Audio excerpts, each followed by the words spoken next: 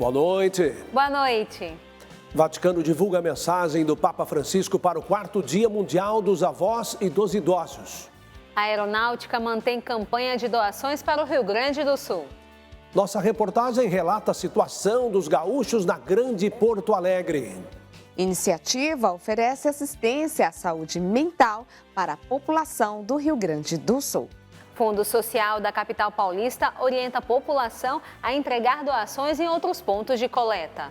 Governo do Rio Grande do Sul avalia repassar R$2.000 a famílias afetadas por enchentes. Campanha alerta a população adulta. Não ficar em silêncio diante dos sinais de crianças e adolescentes que sofrem violações. Desafios do envelhecimento e enfermidade. Participação da família é fundamental no apoio emocional e assistência prática. Esta é a TV da Inspiração Católica Canção Nova. Está no ar o Canção Nova Notícias. A serviço da vida e da esperança.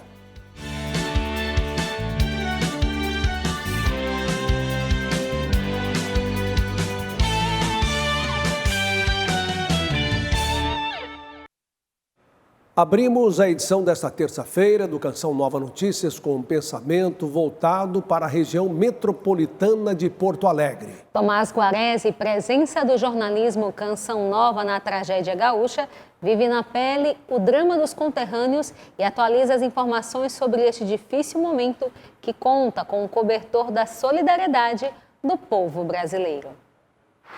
Já são mais de 10 dias que a situação de calamidade está instaurada em nosso estado.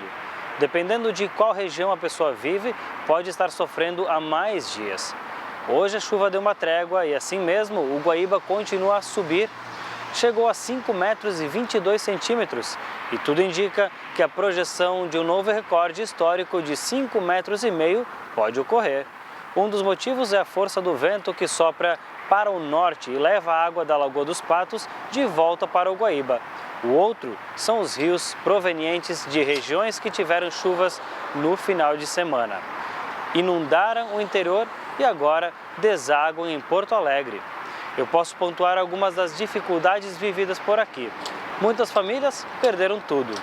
Não é apenas algo material, que já é muito, mas a história de vida dessas pessoas que já foi ferida. Voluntários que fazem longos e pesados turnos para poder dar o mínimo de assistência aos desabrigados e assistência a outros voluntários. Passamos por momentos de ver prateleiras quase vazias nos supermercados e combustível com limite por veículo, mesmo que fosse para ajuda humanitária. Agora, uma nova fase está começando. Voluntários precisam retornar para os seus trabalhos e suas casas. Os que ainda conseguem se fazer presentes acabam tendo mais carga de trabalho. Um trabalho pesado, mas compensatório. Os próximos dias serão fundamentais para os rumos do estado. Caso chova, esta situação pode piorar ainda mais. Caminhões e carretas com ajuda humanitária começam a chegar de todo o Brasil e os desabrigados precisam desta ajuda. A Diocese de Novo Hamburgo tem várias frentes de assistência aos necessitados e a paróquia aqui de Estância Velha trabalha de maneira árdua junto ao bispo diocesano para fazer chegar as doações o mais rápido possível e de forma facilitada a estas famílias desabrigadas. Esta história que a gente vive na pele terá ainda novos capítulos a serem contados e a Canção Nova está aqui na região metropolitana de Porto Alegre e vive este momento dando apoio às famílias e trazendo esperança para novos dias. De Estância Velha, região metropolitana de Porto Alegre, Rio Grande do Sul, Tomás Guarese, para o Canção Nova Notícias. A generosidade dos brasileiros chama a atenção em meio à tragédia que atinge o Rio Grande do Sul. No Vale do Paraíba Paulista, os moradores das cidades poderão participar de uma destas ações de doação que até o momento alcançou 24 toneladas. Linha de produção da solidariedade. Ritmo exigente e recompensador. Nós começamos ontem, pensamos inicialmente em seguir até sexta-feira, dia 17, mas já estamos pensando em expandir para o dia 22, que é quarta-feira da semana que vem. Por quê? Nós observamos que na hora do almoço aparece muita gente aqui para fazer doação. É quando a pessoa tem um tempo livre, né? Estas são as doações obtidas em apenas 2 dias de campanha. Tudo tem sido organizado por quase 70 pessoas. Servir a pátria com amor, mesmo com as dificuldades e a distância. Este é o caso da Juliana, aluna da Escola de Especialistas de Aeronáutica. Sua família é de Santa Maria, uma das cidades gaúchas afetadas pelas chuvas. Só a minha família, como todas as famílias que estão passando por um momento difícil, muitos alunos com casas que perderam tudo, a gente está aqui atuando na prática que a gente aprendeu na teoria no suprimento. Cada notícia que a gente vê, cada vez que eu falo com a minha mãe, a gente fica com o coração apertado, mas é gratificante poder estar ajudando, mesmo de longe a gente poder estar ajudando aqui.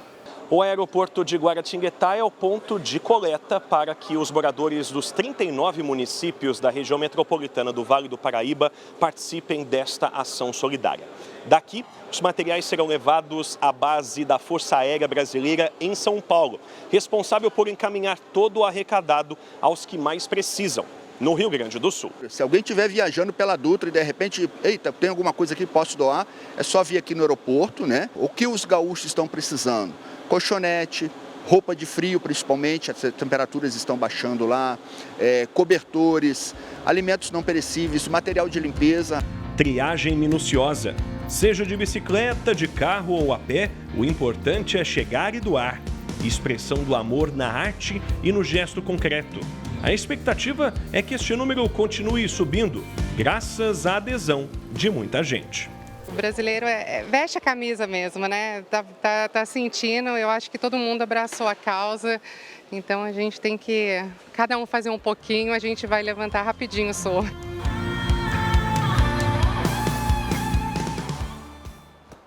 As doações poderão ser entregues das 8h30 da manhã às 5 horas da tarde no aeroporto de Guaratinguetá, neste endereço que você acompanha aqui embaixo na tela. O Fundo Social de São Paulo e a Defesa Civil do Estado já encaminharam mais de 600 toneladas de donativos ao Rio Grande do Sul. Vamos agora à capital paulista, porque Elane Gomes tem mais informações. Boa noite, Elane. Olá, boa noite para vocês e boa noite a todos. Com espaços lotados, o depósito do Fundo Social do Jaguaré, aqui na capital paulista, recomenda à população que utilize outros pontos de coleta. Veja na reportagem. Durante todo o dia, mais de 180 voluntários separaram centenas de doações que não paravam de chegar. Em média, 10 carretas cheias de doações saem todos os dias aqui do depósito do Fundo Social de São Paulo em direção ao Rio Grande do Sul. O depósito, nós estamos recebendo muitas doações, então nós estamos atingindo a capacidade máxima. Estamos direcionando as doações para os nossos parceiros, que são Poupa Tempo, Sabesp, Secretaria de Justiça, entre outros. Estações do metrô e da CPTM, terminais de ônibus metropolitanos e agências dos Correios também estão recebendo donativos. Os produtos precisam estar dentro da validade e em bom estado. A prioridade ainda são os itens básicos. Produtos de limpeza, produtos de higiene como fraldas, sabonete, shampoo e água potável. Estamos recebendo também roupas, mas preferencialmente esses produtos que eu citei. Tendo em vista que as roupas, elas demandam uma grande quantidade de voluntários para a triagem e também demandam tempo. As doações que partem aqui da capital paulista são recebidas no Rio Grande do Sul pela Defesa Civil de São Paulo. Nós temos nesse momento 15 membros da Defesa Civil estadual, mais centenas de Defesa Civil municipal que estão dando apoio lá no Rio Grande do Sul, distribuído em várias cidades. O nosso serviço lá está sendo a ajuda humanitária, diretamente com a população, em abrigos, distribuindo os materiais e os alimentos. A gente pode doar em materiais, a gente pode doar em ações, né? Então, você que consegue, né, ou tem a disponibilidade durante a semana, vir aqui no Fundo Social e ser voluntário para ajudar nessa triagem, você também está ajudando a população gaúcha. No Rio Grande do Sul, muitas pessoas precisam de atendimento psicológico. Diversas ações sociais auxiliam com terapias gratuitas. Nossa equipe mostra um destes projetos que oferecem assistência à saúde mental.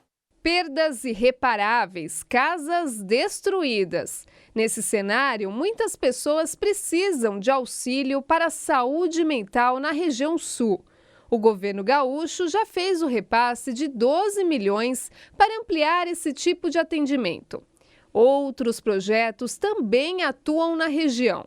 A SOS Brasil é um deles. A organização, que surgiu durante a pandemia, reúne psicanalistas prontos para o atendimento. É um projeto que foi muito cuidado, que está sendo muito cuidado. Nós estamos para entrar em contato com os níveis inconscientes e ver como estas pessoas que nos procuram podem transformar a dor em sofrimento. E quando esse sofrimento é compartilhado, compreendido, contido, isto faz uma enorme diferença. A Sociedade de Psicanálise de Porto Alegre oferece atendimentos online e presenciais. Orienta os profissionais a realizarem esse tipo de assistência. Qual é o objetivo desse trabalho da gente? É proporcionar, no momento da crise, imediatamente, uma escuta especializada para que a pessoa que está passando por tudo aquilo, ela possa ter alguém preparado para ela poder verbalizar o que ela está sentindo, ela poder colocar em palavras o que ela sente. Para esta psicóloga, o atendimento para a saúde mental também é importante para os voluntários e trabalhadores que estão lidando de alguma forma com essa situação. Nós temos voluntários trabalhando lá que pararam de fazer contato com as próprias necessidades, acolhendo dentro da sua casa, porque a sua casa ainda está seca, compartilhando a comida, ajudando a separar donativo. Todo mundo de alguma maneira, mas todos estão afetados. Além do atendimento médico e psicológico neste difícil momento, a fé também é importante para enfrentar a dor e redescobrir a esperança. É hora de dizer, meu Deus, estou aqui. Eu costumo dizer assim, a nossa prece de fé é essa: Senhor, eu não tenho nada para te oferecer hoje, a não ser um coração destruído, a não ser um medo de tudo isso que esteja acontecendo, mas eu estou aqui. E quem sabe escrever no coração de tantas pessoas que ainda passaram por isso, que mesmo nessa dor, nesse sofrimento, a gente pode ainda ter a esperança de que Deus pode fazer algo por nós. A gente fica por aqui. Amanhã você tem outras informações direto de São Paulo, logo depois do Sorrindo para a Vida. Boa noite. Obrigada, Elane. Boa noite. Vamos falar agora da previsão do tempo. O destaque ainda é o Rio Grande do Sul, que amanhã terá tempo firme e clima frio. Por isso, as temperaturas vão estar bem baixas em alguns municípios gaúchos. É o caso de Dom Pedrito, que vai fazer mínima de 12 graus, e Porto Alegre, com mínima de 8 graus. A intensidade das chuvas diminui e não há mais alertas de chuva no Rio Grande do Sul, pois um sistema de alta pressão que atua sobre o estado vai causar agora dias ensolarados. Mas há previsão de geada na campanha gaúcha, Serra Catarinense e sul do Paraná. Apesar dos chuviscos no litoral, nas demais áreas paranaenses não há previsão de chuva. A frente fria que atuava no sul do país causou um enfraquecimento do bloqueio atmosférico que estava mais concentrado ao centro-sul do país. Por este motivo, as temperaturas estão mais baixas em muitas localidades. É o caso da capital paulista, com 16 graus, também Belo Horizonte com mínima de 16, Goiânia com 18 e Campo Grande com mínima de 12 graus. No litoral e capital paulista, também no Rio de Janeiro e sul do Espírito Santo, a quarta-feira vai ser de muitas nuvens e pode chover a qualquer hora. No interior do país, no centro-oeste, vai ter predomínio de sol e pancadas de chuva em predominantemente toda a região, com exceção de parte do Mato Grosso. Já no norte do país, chove em praticamente toda a região, com exceção do Tocantins, sul do Pará e parte de Rondônia. No Nordeste, para encerrar, vamos ter chuva fraca no sul da Bahia, Sergipe, parte de Alagoas, Pernambuco e Paraíba. E as pancadas de chuva podem ser mais intensas no Ceará e no Maranhão. O presidente Lula anunciou que fará uma visita amanhã ao Rio Grande do Sul. Por isso, nós vamos a Brasília saber mais com Ronaldo da Silva. Boa noite, Ronaldo. Boa noite, Reinaldo. Boa noite, Mauricéia. E boa noite a você que nos dá a sua audiência nesta hora. No estado, o presidente deve anunciar medidas de auxílio direto à população afetada. Ontem, o governo federal decidiu suspender a cobrança de parcelas da dívida do governo gaúcho com a União. Já o governo do Rio Grande do Sul informou que pretende repassar o benefício de R$ 2.000 para cerca de 45 mil famílias as mais atingidas. O ministro da Fazenda afirmou que a medida é uma das etapas de assistência ao Estado. Afirmamos que é um processo, não se esgota numa medida, tudo que terá que ser feito pelo Rio Grande do Sul, recuperar sua capacidade de crescimento. O governador Eduardo Leite participou da reunião de forma virtual e agradeceu o esforço do governo federal, mas ressaltou que a demanda do Estado é a quitação das dívidas. O débito estadual com a União é de quase 100 bilhões de reais. Com a decisão, o Estado deve economizar 11 bilhões em parcelas e 12 bilhões em juros. A nossa demanda, inclui um pedido de quitação destes valores, que até aqui não se viabilizou, mas entendemos que é um passo. A suspensão só será concretizada após a aprovação do Congresso Nacional. O projeto de lei complementar deve ser debatido ainda nesta semana. Em outro encontro, apenas com os ministros do governo, o presidente confirmou a visita ao Rio Grande do Sul amanhã. Lula deve anunciar medidas de ajuda aos moradores da região, como a inclusão de mais beneficiários no Bolsa Família e a criação de um auxílio de até R$ 5.000 para os afetados. É uma infinidade de problemas que a gente vai ter que cuidar e que não é uma coisa de curto prazo. É uma coisa de médio e eu diria até quase longo prazo. Cerca de 93 milhões de reais arrecadados com doações em dinheiro serão destinados para o envio de Pix de R$ 2.000 para 45 mil famílias afetadas pelas enchentes. Estamos na Semana Nacional de Combate ao Abuso e à Exploração Sexual Infantil no Brasil. Durante todo este mês, diversas iniciativas deverão dar visibilidade ao assunto. O Senado promoveu um encontro que levou conhecimento e alertas para a população. A campanha Maio Laranja destaca a importância de prevenir e enfrentar a violência sexual contra crianças e adolescentes no Brasil. Segundo dados do governo federal, a cada hora 3 crianças são abusadas no país. Mais da metade tem entre 1 e 5 anos de idade. Muitos casos não são denunciados às autoridades. Muitos problemas de comportamento escolares vão ao consultório, ou ao atendimento público, e quando você começa a investigar, existe a história de abuso.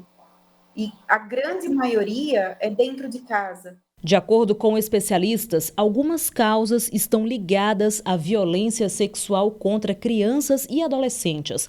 Apontam que exposição a ambientes, referências e conteúdos impróprios para a idade são um sinal de alerta. A exposição da violência e abuso sexual na internet.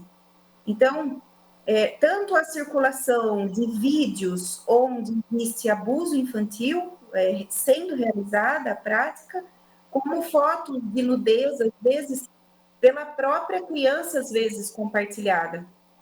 E isso é uma coisa que as famílias precisam estar atentas.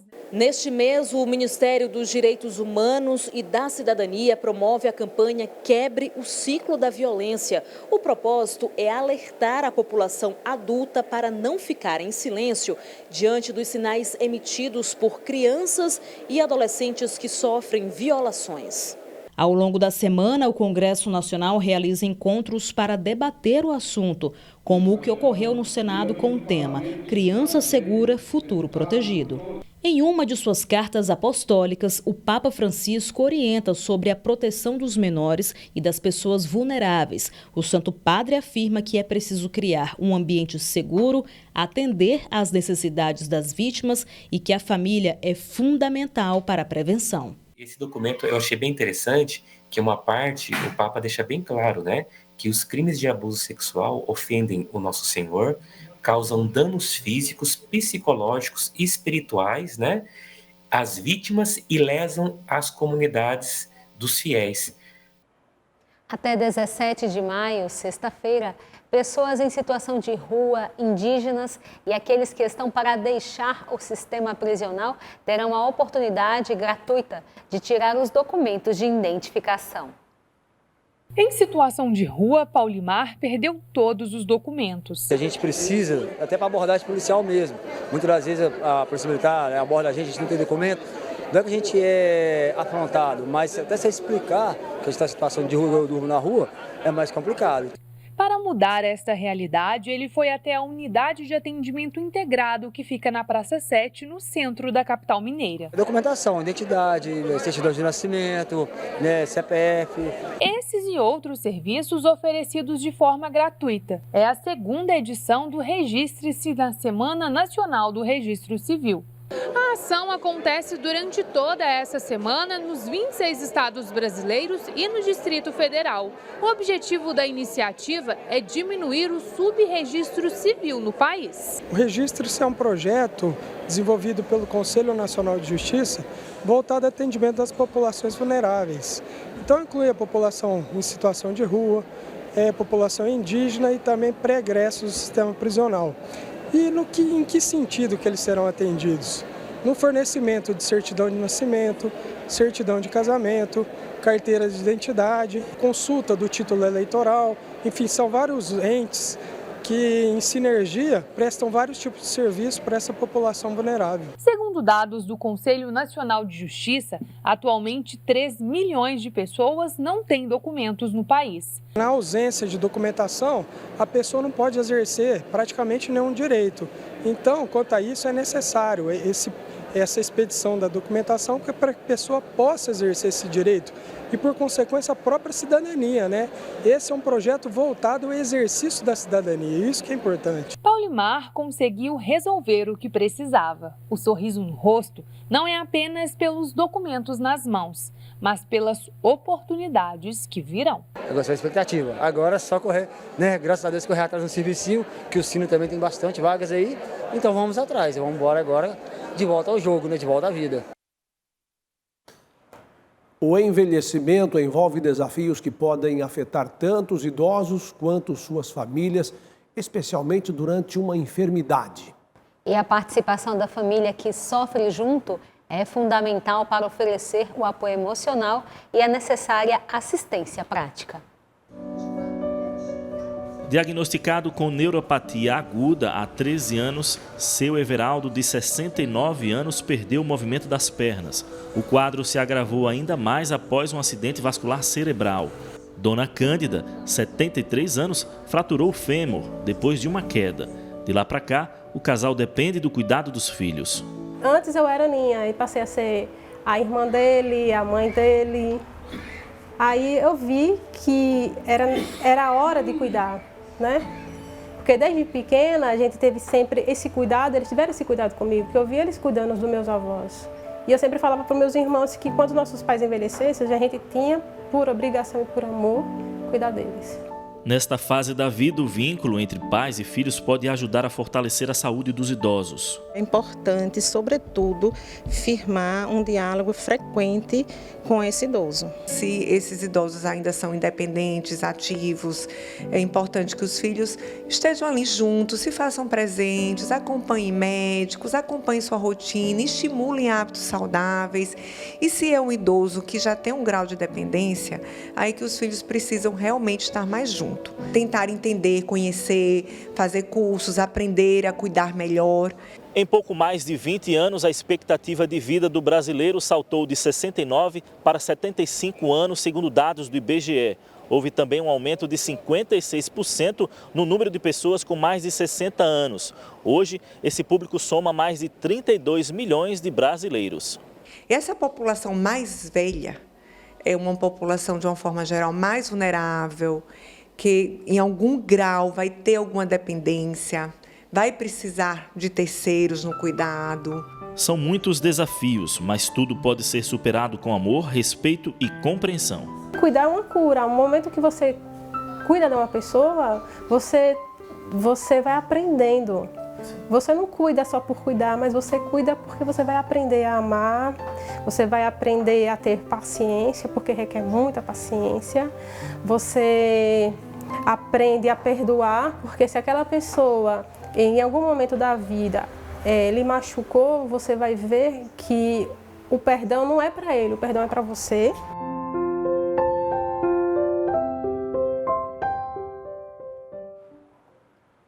Publicada nesta terça-feira a mensagem do Papa Francisco para o 4º Dia Mundial dos Avós e dos Idosos. O Dicastério para os Leigos, a Família e a Vida divulgou as orientações pastorais para redescobrir a fraternidade, construir laços e viver a iniciativa Um Dia Sem Solidão. O 4º Dia Mundial dos Avós e dos Idosos será celebrado em 28 de julho e terá como tema Na Velhice Não Me Abandones, extraído do Salmo 71.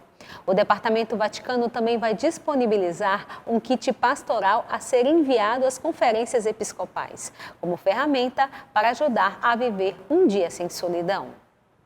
As inundações também afetam países do continente asiático. Assunto do mundo em destaque nesta terça-feira.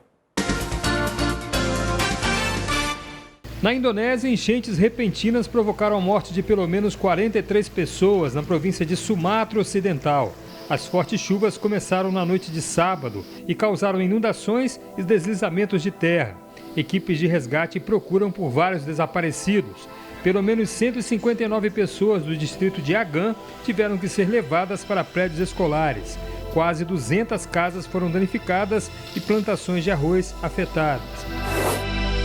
No Afeganistão, as inundações também devastaram plantações. A enchente inesperada começou no domingo e atingiu o norte do país. O distrito de Burqa, na província de Baglan, foi um dos mais afetados. O temporal atingiu várias aldeias e provocou a morte de 315 pessoas. O ministro da Economia dos Talibãs pediu às Nações Unidas, agências humanitárias e empresas privadas que prestem apoio às pessoas atingidas pelas cheias. A Canção Nova continua em oração pelo sul do Brasil e segue com iniciativas para ajudar as vítimas das chuvas.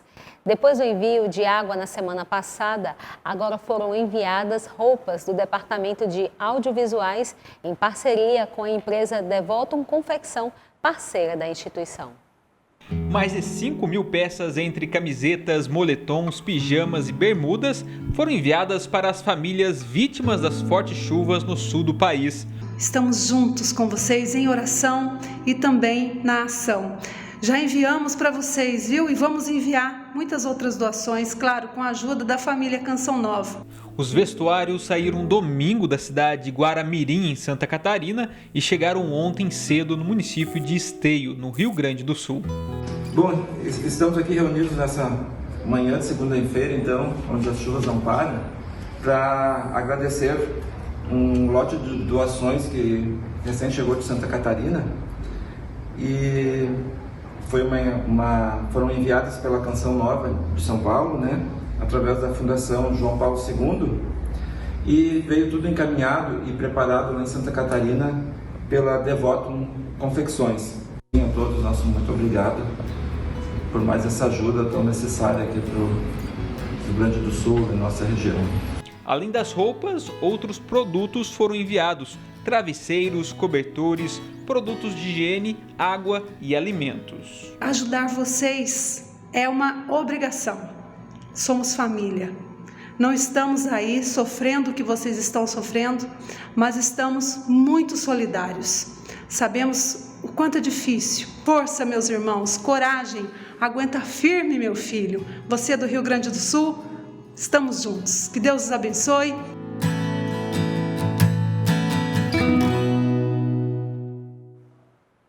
Toda doação é importante, né?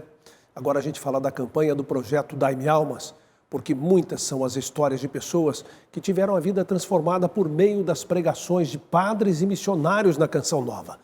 Desta herança do padre Jonas Abib, fundador da comunidade. Quantas vivências memoráveis, não?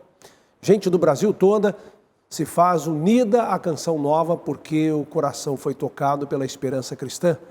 A esperança que não engana, não mente, nem decepciona. Graças a você, sócio, amigo e benfeitor. Vejam só, nós estamos com 46% de nossa meta na campanha de maio. Conheça a obra Canção Nova e promova sua doação pelo site clube.cançãonova.com ou por meio do Pix, com a chave pix.doação@cançãonova.com. Nossa gratidão, o nosso muito obrigado por seu comprometimento e a sua fidelidade. Depois da ascensão de Jesus ao céu, como ele havia prometido, o Espírito Santo desceu sobre Maria e os apóstolos reunidos no cenáculo, conforme narra as Escrituras. Nesta segunda reportagem sobre Pentecostes, o professor, filósofo e escritor Padre Luigi Epicoco nos fala sobre os dons e os frutos do Espírito.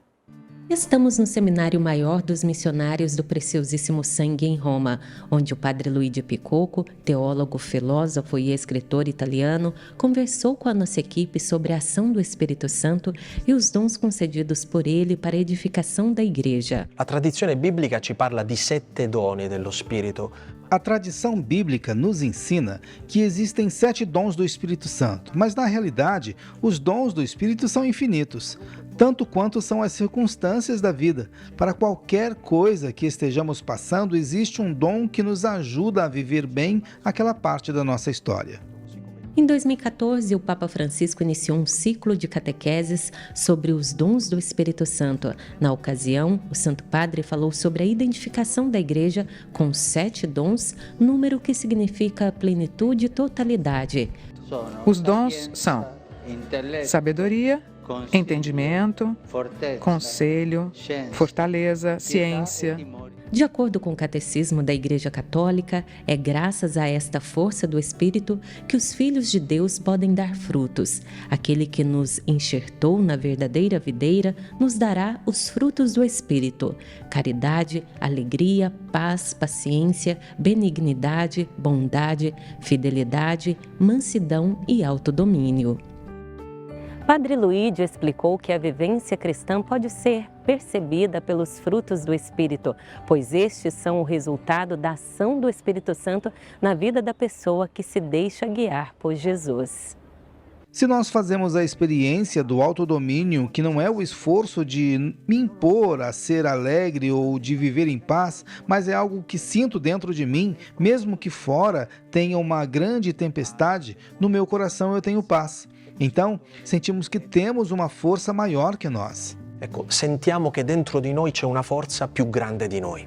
Pergunto ao sacerdote quando e como recebemos o Espírito Santo e qual é o papel da terceira pessoa da Trindade em nossas vidas. Dovremmo dire che la prima maniera che noi abbiamo A primeira maneira é pelos sacramentos. No batismo recebemos a nossa filiação a Deus e assim passamos a ser templos do Espírito Santo. Mas todas as vezes que nos aproximamos dos sacramentos, recebemos a graça do Espírito, na Eucaristia, na confissão. Mas temos também a oração, que nos permite fazer uma experiência da graça de Deus quando nós ajudamos o próximo, vivendo a caridade diante das realidades difíceis dos mais pobres e marginalizados. Por meio do catecismo é possível entender que, pela comunhão com Cristo, o Espírito Santo torna-nos espirituais, recoloca-nos no paraíso, reconduz-nos ao reino dos céus e a adoção filial, dá-nos a confiança de participar na graça de Cristo. Se pudéssemos dizer qual o papel do Espírito Santo, diríamos que é aquele que não nos permite esquecer que somos filhos amados e que podemos viver a nossa vida em grande liberdade. Nos sacramentos, na caridade e na oração, nós recebemos constantemente aquilo que nos faz livres. Ciò che ci fa essere amati e liberi. Assista daqui a pouco, a partir de 8 horas, ao programa Pra Ser Feliz com o padre Adriano Zandoná. E às 10h30, ao PHN. Boa noite, paz para você. Boa noite e até amanhã.